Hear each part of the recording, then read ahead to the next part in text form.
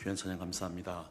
새해 들어오니까 소리가 더 좋아지는 것 같은데 하여간 새해 첫 번째 주일인데 우리의 몸의 소망은 다른 분이 아니라 하나님이시죠.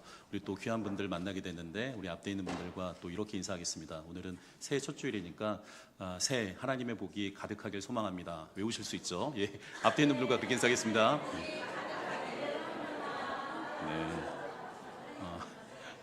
그래요. 하여간 쉽게 말하면 복 많이 받으란 얘기예요. 네, 그런 얘기인데. 네. 그런데 오늘은 이제 2020년도 새해 첫 주일이 되어지게 됩니다. 여러분들은 어떤 고민하실지 모르겠지만 저는 매주일마다 이제 설교할 때마다 영적인 그런 고민을 하게 되는데 저는 이제 그 첫 번째 여기 이제 부임하면서 창세기부터 저희가 이제 한 권씩 우리 엘림교회 성도들이 좀 건강하고 균형 잡힌 그런 교회 또 그런 성도들의 길을 원해서 성경을 이제 전체적으로 저희가 한 3번씩은 이제 본 것 같아요. 자, 그러면서 좀 고심이 되는 건 우리 장로님 기도해 줬지만 저희가 작년에 기념비적인 100년의 역사를 100주년을 잘 마치고 이제 소망의 101년을 이제 맞이하게 되는데 올해 교회 표 주제 우리가 송구 영신 예배 때도 우리가 말씀 들었지만 내 집을 채우라는 거예요. 그래서 특별히 믿음을 채우고 사람을 채우고 또 재정을 채워야 되는데 근데 중요한 게 첫 번째는 믿음입니다. 여러분 결국에는 누구를 통해서 믿음을 키워야 되냐면 예수 그리스도를 통해서 믿음을 채워야 되거든요. 그래서 올 한해는 제가 고민하다가 올 한해는 하여간 우리가 예수님을 좀 더 깊이 알아가겠다. 그러면서 올 한해는 좀 예수님에 대해서 우리가 함께 좀 나누려고 하는데 제가 오늘 설교 주제를 예수님의 거울이라고 되어져 있는데 이유는 이제 나중에 잘 아시게 되겠지만 여러분들 우리가 믿음이 좋으려고 하면 결국에는 관계가 중요해요. 그러니까 누군가에게 이제 이야기를 들을 때 여러분들 이 관계가 좋아지지 않으면 들을 수가 없거든요. 그러니까 예수님과 좋은 관계를 맺으려면 특별히 내가 누군지를 좀 잘 알 필요가 있는데 그림을 하나 좀 보여주시겠습니까? 그림 하나 보여주시게 되면 딱 보면 다 아실 텐데 유명한 그 덴마크의 유명한 동화 작가인 안데르센의 미운 오리 새끼입니다. 저는 초등학교 때 굉장히 좋은 추억이 있는데 저 때는 국민학교였는데 어느 날 한 분이 저한테 이렇게 미운 오리 새끼라는 책을 좀 선물로 주신 적이 있었는데 아직까지 기억해요. 출판사 이름도 기억하는데 금성 출판사였는데 그 책을 봤는데 너무 재밌었어요. 저는 아마 저 책을 수백 번 본 것 같은데 여러분들 저 이야기는 다 아실 겁니다.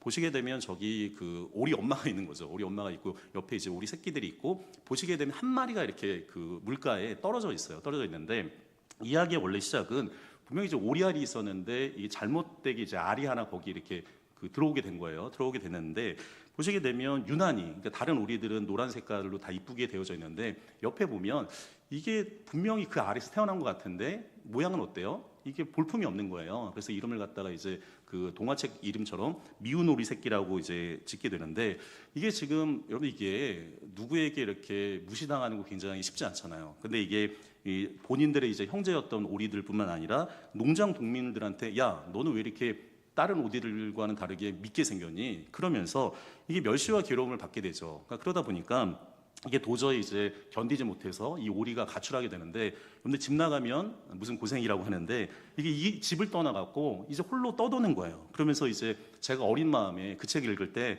너무 가슴이 아팠어요. 이게 겨울에 그냥 오리가 추워갖고 막 들어가지도 못하고 배고프고 외로움의 이제 겨울의 시기를 보내는데 이제 한 해가 지나서 봄이 되어지게 됩니다. 역시 미운 오리 새끼여갖고 누가 놀아주는 친구가 없는 거죠. 이게 왕따 생활을 계속 하고 있는데 어느 날 이제 그 연못에 있게 되는데 저쪽에 멋있는 백조가 있는 거예요. 저도 예전에 그 유럽에 여행을 갔을 때 야, 그 백조가요 유럽 백조 약간 우아하더라고 이렇게 그래갖고 굉장히 우아한데 이게 보니까 이제 미운 오리는 지금 저기 여러분 우리 그런 거 있잖아요. 좋은 사람들 좀 멋진 사람들하고 같이 어울리면 나도 뭔가 좀 멋진 사람이 되는 것처럼 나도 저 친구들하고 놀고 싶은데 근데 감이 갈 수가 없는 거죠. 나는 오리 중에서도 미운 오리니까 저렇게 고고하고 이쁜 백조랑 노는 거는 나랑 격이 안 맞는 것 같아요. 그래서 역시 소심하게 있는데 갑자기 제가 어렸을 때 이 동화책을 보고 너무 이렇게 그때 감동적이었는데 그 백조가 오는 거예요. 오면서 나랑 같이 놀지 않을래? 이 말에 별로 여러분 감동은 없겠지만 저는 감동이 있었는데 이게 우리가 깜짝 놀란 거죠. 왜 굳이? 이게 나같이 못생긴 미운 오리랑 놀려고 해? 그래서 얘기하죠. 자주 섞인 말로 야 나는 미운 오리인데 왜 나랑 같이 놀려고 해? 그랬을 때 이 백조가 야 뭐라고 하죠? 너 백조야. 이렇게 깜짝 놀라는 거예요. 내가 백조라고? 야 봐. 그러면 이게 그 연못에 비친 본인의 얼굴을 딱 봐요. 저는 그때 나 혼자 계속 감동하는데 이게 본인이 백조라는 걸 보고서 너무 이게 깜짝 놀라는 거죠. 그러니까 본인은 그 전까지는 나는 그냥 오리였고 미운 오리라고 생각한 거예요. 근데 이 연못가에 비친인 거예요. 연못가에 비친 본인의 모습을 보면서 나는 미운 오리가 아니라 그 아름답고 고귀한 백조였구나. 그러면서 제가 이 책을 수백 번 본 이유 중에 하나가 뭐냐면 마지막에 이 백조들과 하늘을 막 날아가요. 나만 계속 감동하고 있는데 이 같이 백조들과 날아가는 그 모습을 봤을 때 제가 굉장히 그 카타르시스를 느끼게 되는데, 여러분들 보시게 되면 이 본인이 백조였는데 본인이 백조라는 사실을 몰랐던 거예요. 이게 지금 두 개의 자가 있는 것을 보게 되는데, 제가 후대에 이 이야기를 왜 하는지를 좀 말씀을 드릴 건데, 여러분들 전통적으로 인간의 삶에 대한 탐구를 제일 먼저 그리고 깊이 있게 한다고 평가받는 학문은 철학이에요. 그래서 이제 필라소피아라는 말 자체가 진리에 대한 탐구라는 뜻이 되어지게 되는데, 근데 이게 철학이라는 게 맨 처음에는 이 고대 그리스에서 시작이 되잖아요. 그래서 이 자연 철학부터 시작을 하거든요. 그래서 이 고대 그리스 철학이 자연 철학이 굉장히 중요한 주제가 만물의 근원이 뭔지가 중요해요. 그래서 이걸 그 헬라어로 아르케라고 이야기하는데, 그래서 이 철학자들이 만물의 근원에 대해서 굉장히 이제 탐구를 해 나가죠. 우리도 보시게 되면 그 요일이 일화월화 화수목금토가 있는데, 이거 보게 되면 뭐 달하고 해가 있죠. 그리고 이제 흙도 있고 뭐 금속도 여러 가지가 있는데, 그게 이제 만물의 근원에도 관련된 이제 관심이었거든요. 그러다가 이 자연 철학에서 패러다임이 바뀌어요. 이제 인간 철학으로 바뀌어지게 되는데, 그래서 이제 소크라테스가 굉장히 중요한데, 이 소크라테스가 그 전까지 사람들이 자연에만 집중을 하고 만물의 근원에만 집중했지만 그것보다 더 중요한 건 사람인 거예요. 우리가 누구냐, 나라는 존재가 누구냐가 되게 중요한 거죠. 그래서 이 소크라테스의 유명한 명제 중에 하나가 뭐라고 얘기해요? 너 자신을 알라고. 근데 이게 원래는 소크라테스가 한 얘기가 아니라 그 그리스에 있는 델포이 신전에 원래 적혀 있는 말이거든요.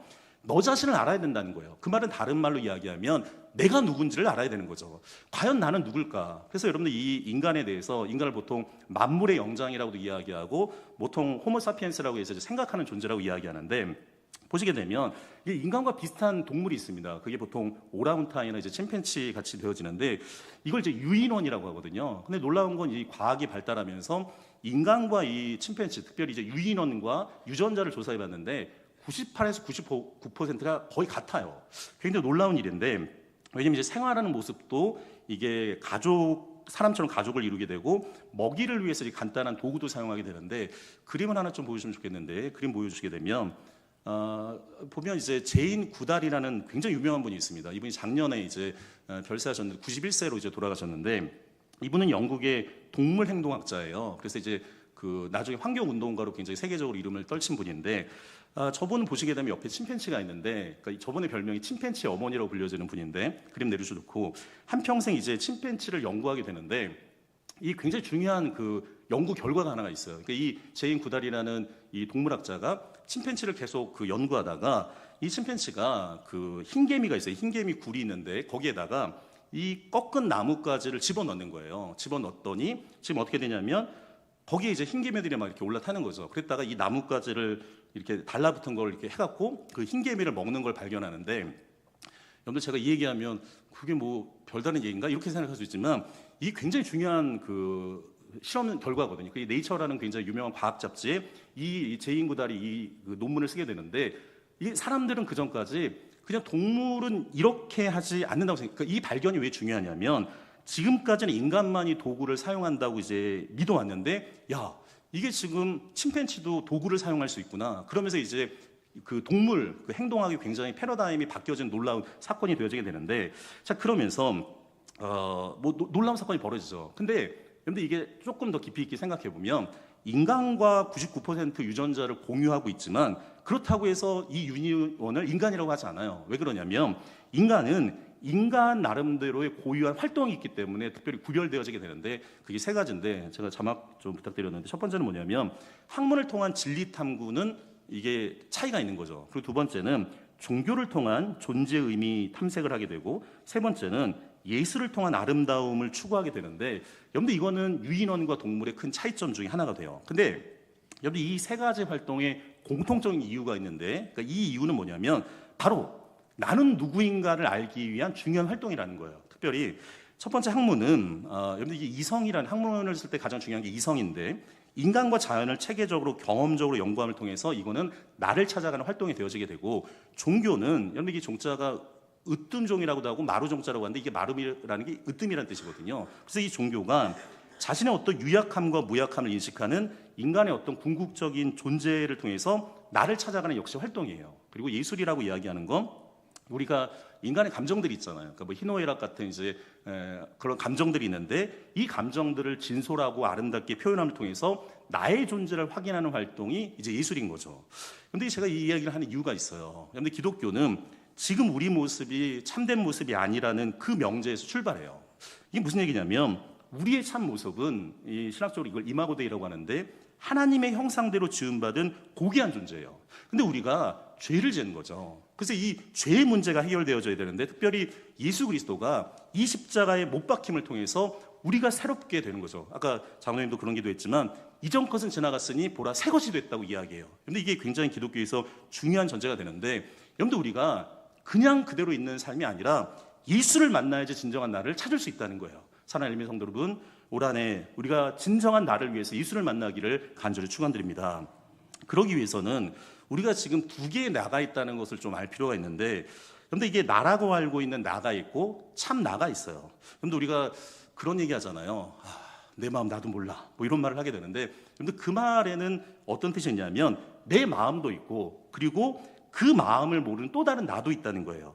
그런데 성경에 보시게 되면 우리의 마음에 여러 나가 있다는 표현이 여러 군데 나오게 되는데 자막 한번 보시면 좋겠는데 시편 42편 5절에 있는 말씀인데 자 같이 한 목소리 읽겠습니다. 내 영혼아 내가 어찌하여 낙심하며 어찌하여 내 속에서 불안해하는가. 너는 하나님께 소망을 두라. 그가 나타나 도우심으로 말미암아 내가 여전히 찬송하리로다. 그런데 이 구절을 잘 보게 되면 나가 두 개가 있어요. 그러니까 먼저는 두려워하는 나의 영혼이 있고 그리고 두려워하는 영혼을 책망하는 또 다른 나가 있는 것을 보게 되죠. 그런데 우리가 일상에서 대부분 이걸 인식하지 못하지만 최소한의 내 안에 두 개의 나가 있는 것을 보게 돼요. 그러니까 이 진정한 나, 이게 참 나가 있게 되어지게 되고 나라고 생각하는 이제 자기가 있어지게 되는데 자, 현재 우리가 내가 아는 나를 지금 어떻게 알게 됐을까? 이걸 좀 생각해 볼 필요가 있는데 여러분들 우리가 나를 제일 잘 증명해 주는 게 그 신체 부위 중에 어딜까요? 네, 뭐 지문도 되지만 얼굴이에요. 얼굴 통해서 우리가 서로 다른 걸 알게 되는데 요즘은 하여가 우리나라 뭐 이 IT 기술이 발전해서 옛날에는 이렇게 뭐 핸드폰 보면 뭐 이렇게 은행 계좌번호 이렇게 찍으려면 이렇게 그 번호로 알아야 되잖아요. 요즘은 페이스 아이디 그래갖고요. 제가 얼굴 큰데도 이게 다 인식하더라고. 이렇게 하고 딱 봐갖고 딱 인식하면 바뀌어요. 그러니까 이게 다른 사람이 딱 하면 이거 얼굴 아니라고 해서 이렇게 그 표시할 정도로 굉장히 발전했는데 여러분들 우리가 그 이력서가 있어요. 뭐 저는 예전에 이력서를 내본 사람이지 이제는 이력서를 받는 위치가 좀 바뀌었는데 여러분들 우리가 이력서를 내면 거기에 반드시 뭐가 있어야 돼요? 증명사진이 있어야 돼요. 그래서 이제 누군지를 알게 되는데 이 사진을 통해서 이제 내가 그 어떤 사람인지 아는 거죠. 우리가 얼마 전에도 이제 송구영 션 예배 드리면서 영상을 이제 우리 전 목사님 잘 만들어줬는데 이 영상 보면 항상 누구를 먼저 봐요? 나를 먼저 봐요. 단체 사진 보면 나를 먼저 보고 그 다음에 이제 가족들이 있으면 가족들을 보는 것처럼 이게 나를 찾을 수 있는 게 얼굴인 거거든요. 근데 여기 잘 생각해 보면 여기 중요한 모순이 있는데 여러분들 얼굴이 분명히 나를 증명하는 굉장히 중요한 부분인데 여러분들 정작 자신의 얼굴을 본 사람 있나요? 이거 갑자기 심각해지는 분위기인데 근데 이게 자신의 얼굴을 정작 본 사람은 없어요. 물론 일반적으로 거울에 비치고 있는 자신의 얼굴을 보고서 우리가 그것을 인식해요. 아까 전에 우리가 그 미인오리 새끼도 그 연못가에 비친 자신의 얼굴을 보면서 본인이 이제 백조라는 사실을 안 것처럼 우리가 거울에 비치는 모습을 통해서 이게 내 얼굴이라고 생각하는데 여기에 전제 조건이 있어요. 그건 뭐냐면 이 거울이 분명히 내 얼굴이라는 확신이 있기 때문에 우리가 이걸 이제 내 얼굴이라고 이야기하는 거죠. 여러분 보시게 되면 거울을 통해서 자기의 용모를 알아가는 그 동화가 하나가 있는데 그림 한번 보여주겠습니까? 오늘 동화 이야기 좀 많은데 보시게 되면 딱 뭔지 아시죠? 예. 확실히 어린 시절에 책을 많이 보신 분들인데 이게 그 백설공주와 일곱 난장이라는 그 책이 있어요. 거기 보게 되면 물론 거기 주인공은 이제 백설공주죠. 백설공주인데 보시게 되면 그 안에 중요한 인물이 하나 등장해요. 그 사람이 누구냐면 이 왕비인데 이 왕비가 친엄마가 아니에요. 계모인데 제가 저걸 보면 저 사람 조금 마음이 애절한 게 있어요. 애절한 게. 왜 그러냐면 보세요. 이 왕비가 본인 말이 이렇게 장소가 하나가 있는데 저기 거울이 하나 있잖아요. 유명한 말이 있죠. 뭐라고 하나요? 거울아 거울아 누가 세상에서 제일 이쁘니? 다 아시는구나. 이렇게 자 보면 그림 내려주셨고, 이 거울을 보면서 거울아 거울아 세상에서 누가 제일 이쁘니? 그랬을 때 이 거울이 뭐라고 해요? 왕비님이라고 그래요. 그런데 이게 놀라운 사실인데, 왜냐하면 이게 이런, 보통 우리나라에도 1년에 한 번 미스 코리아를 뽑고 그다음에 뭐 세계적으로 제일 이쁜 사람들 모아갖고 이제 미스 월드도 하게 되는데, 그런데 이게 한 해에 그 해에서 가장 이쁜 얼굴이 나오는 건 되게 어려운 얘기예요. 근데 이게 이 동화를 보게 되면 백설공주가 크기 전까지 세상에서 제일 이쁜 사람 누구예요? 왕비예요. 그럼 대단한 거 아니에요? 제가 하여간 우리나라 제일 잘생긴 얼굴 1년에 한 번만 돼도 제가 소원이 없겠는데, 지금 보면 이 왕비는 몇 년 동안, 그러니까 이 백설공주가 최소한 10년 이상은 세상에서 가장 아름다운 사람이었어요. 근데 이 거울이 지금은 왕비가 아니라 백설공주를 그 말에 어떻게 해요? 분노가 일어나져요. 그래갖고 못생긴 할머니 이렇게 모습을 해갖고 이제 독이 든 사과 먹을래요? 막 이렇게 바뀌어지게 되는데, 그런데 보시게 되면 이게 지금 본인의 판단에 의한 게 아니라 외부 판단에 본인을 의존하는 것, 그게 중요한 거예요. 자, 조금 어려운 이야기를 할 것 같아서 제가 자막을 좀 부탁드렸는데, 여러분들 보통 이제 심리학에서 나를 알고 있는 나를 심리학에서는 자기관이라고 해요. 자기관이라고 하는데, 이걸 연구했던 미국의 사회학자였던 이 쿨리라는 사람이 거울과 자기관 이론이라는 걸 이제 이야기를 하게 되는데, 이 말은 그런 거예요. 그러니까 우리가 어린아이들이 이제 처음에 태어났을 때는 이제 대상관계 이론이 있어서 부모가 되게 중요한데, 이게 지금 본인들이 이제 성장해 나가면서 자신을 둘러싼 주변 사람들에게 비추는 자신의 단편적인 그 모습들을 조합해서 지금 내가 누군지를 형성해 나가는 거예요. 이걸 이제 자기관이라고 이야기하는데, 그러니까 이게 자기관을 그 형성에 결정적 영향을 미치는 거울이 내가 아니라 나를 둘러싸여 있는 주변 사람들의 평가가 되는 거예요. 그러니까 이 평가에 의해서 내가 어떤 사람인지를 이제 규정하게 되어지게 되는데, 이게 왕비하고 거의 이제 비슷한 얘기인데, 자막 내려주셨고, 근데 결국에는 나라는 사람이 주위 사람들에 의해서 결정이 돼요. 그래서 누군가의 관계를 맺는지, 그가 나를 어떻게 평가했는지에 따라서 이게 삶의 방향과 질을 이제 결정하게 되어지게 되는데, 예를 한번 들어보면 그런 건데, 우리가 저희 학교 때, 국민학교 1학년 때 보면 가장 많이 나오는 이름이 남자 이름은 철수고 여자 이름은 영인데, 자, 철수하고 영이가 같은 반 친구예요. 우리가 아이들 이제 겨울방학 이제 끝나고 이제 겨울방학 이제 시작할 텐데, 끝나게 되면 항상 학교에서 뭐를 주나요? 성적표를 주죠. 성적표를 주게 되는데, 자, 학기말 성적표를 이제 철수하고 영희가 받았어요. 근데 이제 평균 두 사람이 다 평균 80점이에요. 자, 80점인데, 여러분 잘한 건가요? 못한 건가요?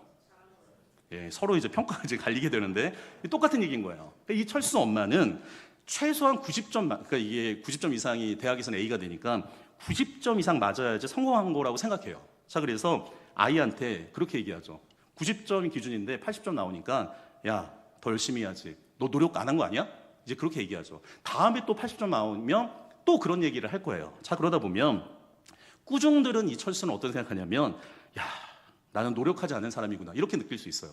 저 예전 교회 공부 잘하는 권사님이 계셨는데, 야, 그 권사님이 고대 법대를 나왔어요. 근데 남편하고 두 딸은 서울대를 나왔어요.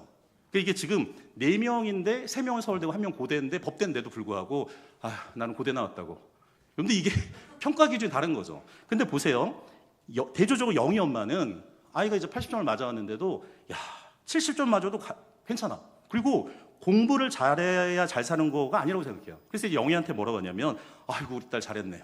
그리고 나서 공부가 최고가 아니라고. 그러니까 이 영희는 그 이야기를 들으면서 어떤 평가를 하게 되냐면, 긍정적인 평가로 자기 나름대로 자기관을 이제 갖게 되는 거예요. 자, 이 얘기를 왜 하냐면, 근데 이 세상에서 거울 역할을 하는 사람들이 있어요. 그게 부모 외에도, 우리가 그래서 선생님들이 되게 중요한데, 교사가 될 수도 있고 친구가 될 수도 있고 배우자가 될 수도 있어요. 여러분들, 그래서 이렇게 자기관에 큰 영향을 주는 사람들 우리가 중요한 타자들이라고 이야기해요. 그러니까 여기 있는 한 분 한 분이 중요한 타자들이 되어지게 되는데, 여러분들 그래서 삶에서 제일 중요한 것 중에 하나가 뭐냐면 소중하고 친밀한 사람들이에요. 제가 늘 이야기하지만 인물이 되려면 뭘 해야 된다고요? 인물을 만나야 되는데, 여러분들 우리가 좋은 사람은 결국에는 좋은 거울처럼 우리의 진정한 모습을 보여줘요. 저는 옛날 어른들이 그 한 말들이 굉장히 나이가 들면서 되게 진리라는 것들이 생각되는 게 굉장히 많은데, 예전에 어르신들이 그런 말을 하거든요. 인복이 있어야 된다고. 그런 말 많이 하잖아요. 그러니까 사람 복이 굉장히 중요하다는 말이 그 말인데, 여러분들 우리 삶 가운데 얼마나 중요한 타자를 만나냐가 되게 중요한 거죠. 사랑하는 엘림 성도 여러분, 하여간 우리 엘림교회가 이 좋은 교회에서 좋은 목회자를 만나서 좋은 성도가 되는 한 해가 되어지기를 간절히 축원드립니다. 근데 우리가 결국에는 다른 사람들의 평가로 만들어진 결과물이라고도 이제 이야기할 수 있게 되는데, 그래서 이 다른 사람들에게 인정을 받고 좋은 평가를 받기 위해서 여러분들 이게 진정한 나가 있는데도 불구하고 이거를 감출 때가 많아요. 오히려 내가 나대로 이렇게 삶을 살아가지 않고 상대방이 원하는 모습으로 살아가요. 우리가 그거를 이제 가면을 쓴다고 이야기하게 되는데, 여러분들 그렇게 되다 보면 우리에 있는 나가 왜곡이 되기도 하고 편견이 생길 수도 있는 거죠. 그러니까 이게 나를 비춰주는 거울이 너무너무 중요한 거예요. 제가 오늘 서론이 좀 길었는데 이 얘기를 하고 싶어서 그런 건데, 오늘 성경 말씀, 자, 오늘 제가 설교 주제를 예수님의 거울이라고 얘기했는데, 여러분들 기독교인들에게 거울은 다른 분이 아니라 예수 그리스도예요. 오늘 요한복음 1장에 있는 말씀 같이 한 목소리 읽겠습니다. 태초에 말씀이 계시니라, 이 말씀이 하나님과 함께 계셨으니 이 말씀은 곧 하나님이시니라. 아멘. 이거 굉장히 중요한 이야기인데, 여러분들 이 말은 예수님이 곧 하나님이라는 전제로 지금 요한복음 시작해요. 근데 우리가 성경을 볼 때, 저도 처음에 이제 성경 볼 때 이상한 게 하나 있었는데, 왜냐하면 이제 신약 성경을 보는데 마태복음을 다 읽었어요. 예수님 생애 다 알았어요. 근데 마가복음이 있네. 또 읽었더니 누가복음이 있어요. 또 읽었더니 요한복음이 있어요. 여러분들 이상하지 않나요? 왜냐하면 보통 복음서가 예수님의 생애와 삶에 대한 이야기라면 한 권만 있으면 되는데 4권이 있어요. 왜 그럴까? 여러분들 잘 생각해 보시게 되면 이게 관점이 달라서 그런 건데, 예를 들면 지금 우리 성도분들이 저를 봤을 때는 이제 목회자의 모습을 보게 되죠. 저희 이제 예배 같이 드리는 우리 사모님 있는데, 사모님은 남편으로서 내 모습을 볼 거고, 또 저는 딸이 있는데 딸이 아버지로서 제 모습을 볼 수도 있고, 우리 부모님이 계시는데 이 부모님은 자녀로 저를 볼 수가 있거든요. 그러니까 이게 저는 똑같은 사람인데 바라보는 관점이 달라요. 그런데 이게 마태, 마가, 누가, 요한도 마찬가지인데, 여러분들 마태는 이 복음서를 보는 대상인들이 유대인들이에요. 그래서 이 유대인들은 메시아 사상이 굉장히 강했기 때문에 왕으로 오신 예수 그리스도를 기다려요. 그래서 이제 마태복음은 주제가 왕으로 오신 예수 그리스도예요. 그래서 보시게 되면 이 마태복음에서 예수 탄생, 이 성탄절에 예수를 경배하는 사람들이 동방박사로 나와요. 그리고 이 마가복음은 특별히 우리가 수요기도 때 마가복음 몇 년 동안 같이 강의를 같이 말씀 듣는데, 이 마가복음은 고난에 관련된 이야기예요. 그래서 이 고난에 대한 이야기이기 때문에 앞에 있는 예수님의 생애는 생략된 상태에서 예수 십자가의 사건으로 직진해요. 그래서 이 예수의 제자 얘기를 이야기하거든요. 그래서 이 마가복음은 고난받는 예수 그리스도의 모습을 보여줘요. 그리고 누가복음은, 근데 이 누가하고 사도행전은 이제 그 같은 이렇게 연결된, 누가가 쓴 책인데, 누가는 의사예요. 근데 이 누가는 참 따뜻한 사람이에요. 특별히 이 누가는 가난하고 소외된 사람들에 대해서 관심이 있어요. 그래서 이 보시게 되면 마태에서는 성탄절에 동방박사가 예수님께 경배하는 모습에 중점을 두지만, 이 누가복음에서는 목자들이 등장해요. 그 당시 가난하고 소외된 사람들, 그리고 이 누가복음 보게 되면 그 당시 가난한 사람들에 대한 따뜻한 애정이 이 누가의 모습이 있어요. 근데 보시게 되면 마태, 마가, 누가는 우리가 이걸 공관복음서라고 해요. 이 공관복음서라고 하는 건 공통적인 관점으로 바라본 복음서예요. 그래서 이 마태, 마가, 누가는 굉장히 비슷한 이야기들이 많이 섞여져 있어요. 그러나 요한복음 같은 경우는 공관복음서로 안 하고 제4복음서라고 이제 신학에서 이야기하는데, 왜냐하면 이 세 개의 공관복음서하고는 다른 여러 가지 이야기들이 많이 담겨져 있어요. 특별히 우리 요한복음서를 영적인 복음서라고 이야기하는데, 오늘도 보시게 되면 이 요한은 마태처럼 족보를 이야기하거나 누가처럼 탄생기사를 이야기하거나, 그리고 마가처럼 예수님에 관련된 이야기를 먼저 하기 전에 태초에 말씀이 계시니라, 이 말씀이 이제 로고스라는 뜻이 있는데, 이게 영적인 것에 대해서 관심 있는 사람들, 그것에 있는 사람들을 대상으로 섰기 때문에 특별히 이 요한복음은 하나님의 아들에 관련된 이야기가 주제예요. 그래서 오늘 성경 보시면 그 예수는 어떤 분이냐면 하나님과 함께 계셨고 이 말씀은 곧 하나님이다. 그래서 예수가 하나님이란 전제로 이 요한복음 시작해요. 자, 근데 오늘 예수님의 거울이라는 관점에서 보게 되면 그 예수님은 그냥 단순히 우리에게 좋은 거울이 아니라 나를 만드신 하나님 자체라는 거예요. 그게 명제예요. 자, 그러면서 오늘 성경 2절부터 4절까지 연이어서 읽겠습니다. 그가 태초에 하나님과 함께 계셨고 만물이 그로 말미암아 지은 바 되었으니 지은 것이 하나도 그가 없이는 된 것이 없느니라. 그 안에 생명이 있었으니 이 생명은 사람들의 빛이라. 자, 보세요. 그는 누구냐면 예수님이에요. 예수님은 이 태초에 천지를 창조하실 때 하나님과 함께 계셨고 만물이 그로 말미암아 지은 바 되었으니 지은 것이 하나도 그가 없이는 된 것이 없다. 이 말은 예수는 창조주일 뿐이라 구속주라고 이야기해요. 자, 그리고 오늘 4절에 뭐라고 하냐면 그 창조주와 구속주인 예수 그리스도 안에는 뭐가 있어요? 생명이 있어요. 그리고 이 생명은 사람들의 뭐라고요? 빛이라고 이야기해요. 여러분들, 예수님의 거울은 나를 기분 좋게 보이는 거울일 뿐만 아니라 죽은 나를 살리고 이 어둠에 뚫고 나오는 생명의 빛인 것을 보게 돼요. 자, 그러면서 오늘 5절에 있는 말씀 같이 읽겠습니다. 빛이 어둠에 빛이 돼 어둠이 깨닫지 못하더라. 여러분들, 제가 거울 얘기를 했는데 여러분들, 우리를 왜곡시키는 거울들이 있습니다. 사람들의 평가. 여러분들, 이 평가에 의해서 좌지우지되는 인생들은 너무 불행한 인생이에요. 사람들의 평가에 의해서 나를 규정하는 사람들이 있어요. 때로는. 그리고 상처의 거울을 나에게 계속 비춰줄 때 거기에 또 매몰되는 사람들이 있고, 또한 자기 교만으로 이렇게 살아가는 사람들이 있는데, 여러분들, 오늘 본문에 의하면 그건 어둠이 있는 거죠. 그러나 예수의 빛이 비춰지게 되면 어떻게 돼요? 어둠이 드러나게 되고 동시에 나의 참모습, 하나님의 형상이 드러나게 돼요. 저는 그래서 개인적으로 늘 자주 얘기하지만 괴테 이야기를 되게 좋아하는데, 먼지도 빛을 받으면 어떻게 돼요? 빛이 나요. 여러분들, 우리가 먼지와 같이 정말 하찮은 존재처럼 보이지만 그 먼지도 하나님의 빛을 받으면 빛이 난다는 거예요. 사랑하는 엘메 성도 여러분, 그래서 예수 그리스도의 그 거울은 말씀이자 생명이자 빛이에요. 그런데 사람들의 거울이 우리를 비추게 하는 게 아니라 예수의 거울이 우리를 비춰주는 한 해가 되어지기를 간절히 축원드립니다. 그런데 예수님은 우리 자신이 어떤 사람인지 왜곡 없이 그대로 보여주시는 거죠. 우리가 하나님의 형상을 지음받은 존재인 것을 비춰주세요. 사람들은요, 여러분들 잘 보면 좋은 얘기보다 나쁜 얘기를 더 많이 하는 게 우리 인간의 본성인데, 사람들의 거울은 죄의 실패들만 비춰봐요. 여러분, 뉴스도 보게 되면 좋은 뉴스보다는 늘 하여간 이렇게 이슈되고 나쁜 이야기들만 하면서 사람들 관심을 갖게 되는데, 이 사람들의 거울은 죄의 실패만 비춰져요. 그러나 예수님의 거울은 물론 죄를 분명히 비춰줘야 되죠. 왜냐하면 우리가 회개하고 돌이켜야 되기 때문에 그 죄를 분명히 드러내지만 동시에 우리가 하나님의 형상이자 새 사람의 가능성도 비춰주는 것을 기억할 필요가 있어요. 사랑하는 엘메 성도 여러분, 예수님의 거울은 우리가 하나님의 자녀라는 그 고귀한 존재의 나의 참모습을 보여주는 그 거울인 것을 늘 기억해야 되는 거죠. 그런데 예수님은 나를 있는 그대로 받아주시고 우리가 하나님의 자녀인 것을 인정해 주시는 것을 보게 됩니다. 여러분들, 그분과 함께라면 우리가 쉼을 얻고 진정한 내 모습을 찾아가게 돼요. 우리가 작년에도 그 말씀 함께 묵상했는데, 수고하고 무거운 짐진 자들아, 뭐라고 해요? 다 내게로 오라는 거예요. 주님께서 내게로 오게 되면 쉼을 주신다고 이야기해요. 여러분들, 우리가 2020년도 오늘 우리가 신년주일 처음 시작하게 되어지게 되는데, 우리가 이제 예수의 제자의 길로 가게 돼요. 우리가 한 해 동안 이 예수의 말씀의 거울의 빛을 통해서 우리를 보게 될 텐데, 근데 2020년도 우리가 세상의 왜곡된 거울이 아니라 예수님의 거울 앞에서 참된 나, 하나님의 자녀로 우리가 살아가는 엘메 모든 성도들이 되기를 간절히 축원드립니다. 기도하겠습니다. 사랑과 은혜가 풍성하신 하나님 아버지, 새해 첫 주일 우리를 이 자리에 불러 모아주시니 감사합니다. 우리는 그동안 너무 많은 거울 앞에 서 있었습니다. 사람들의 말과 세상의 기준과 비교와 평가의 거울 앞에서 참된 나를 잃어버리고 살았음을 이 시간 고백합니다. 주님, 오늘 말씀을 통해 예수님이 우리의 참된 거울임을 알게 하시니 감사합니다.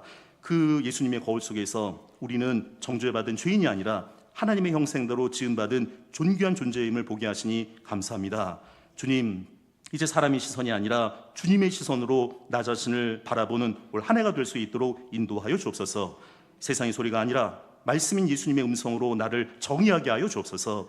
2020년도 한 해 우리가 예수님 곁에 머물며 그분 안에서 믿음을 채우게 하시고 참된 나로 살아가게 하여 주옵소서. 우리의 거울 되시는 주 예수 그리스도 이름으로 기도드리옵나이다. 아멘.